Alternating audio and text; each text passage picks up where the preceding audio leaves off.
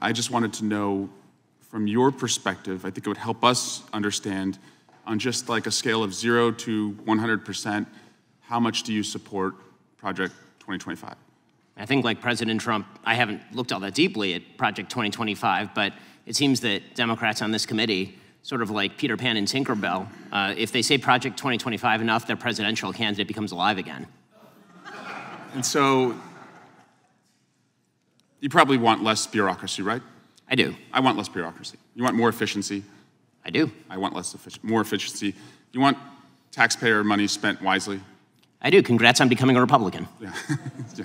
My parents would be proud, because we found some receipts. You did say, I think homosexual activity is a sin. Yes, I'm a religious Jew, that's true. I'm sure there's a genetic component. You found me out. Orientation. But the view of all religious people I know has always been that sexual behavior is something that is up to you.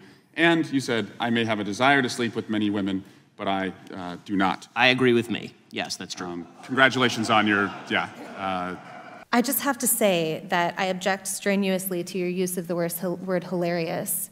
To me, this feels a lot like your reaction to being named in one of these manifestos. Now, you're of course not responsible for the words of somebody writing that document, but I do think that laughing at it is a real problem, because these are real families that are impacted by this violence. You know that white supremacy and white nationalism is ranks nowhere near the top of the issues that are facing Black America. And the reason that you are bringing them up in this room is because it is an attempt to make the election all about race, as the Democrats Not in my case, Ms. Owens. I'm sorry. Please do not characterize my motive. Mr. Chairman, it's my time. Yeah, it's my time. You've got your time, Mr. Menendez. I'll give you 3 more seconds.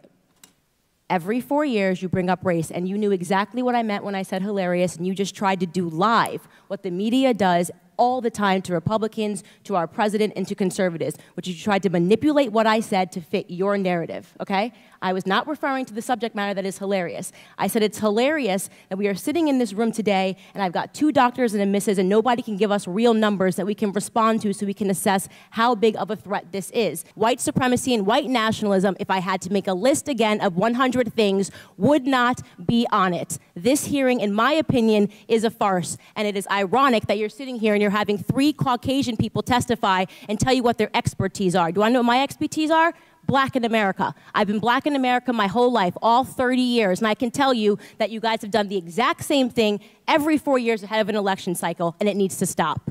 A school that knowingly allows a male athlete to take a spot on a women's team or allows a male athlete to take the field in a women's game is denying a female student athletic opportunity, and that is sex-based discrimination, and it violates Title IX, regardless of what the new regulations might say.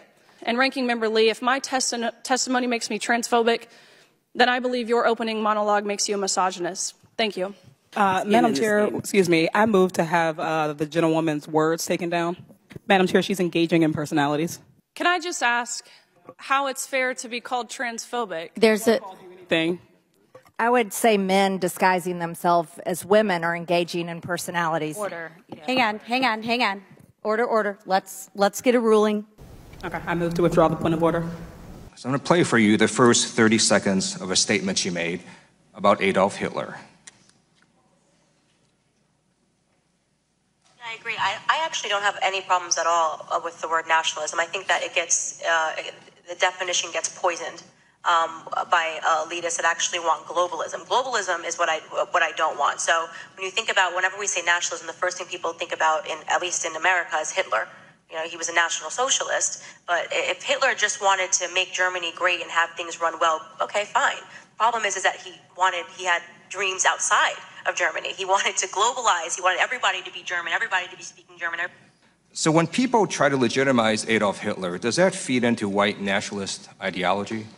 It does, Mr. Liu. I know that Ms. Owens distanced herself from those comments later, but we expressed great concern over the original comments. I think it's pretty apparent that Mr. Liu believes that Black people are stupid and will not pursue the full clip in its entirety. He purposely presented an extracted clip. The witness will suspend for a moment. It is not proper to refer disparagingly or to a member of the committee. The witness will not do that again. Witness may continue. Sure, even though I was called despicable. Witness may not refer to a member of the committee as stupid.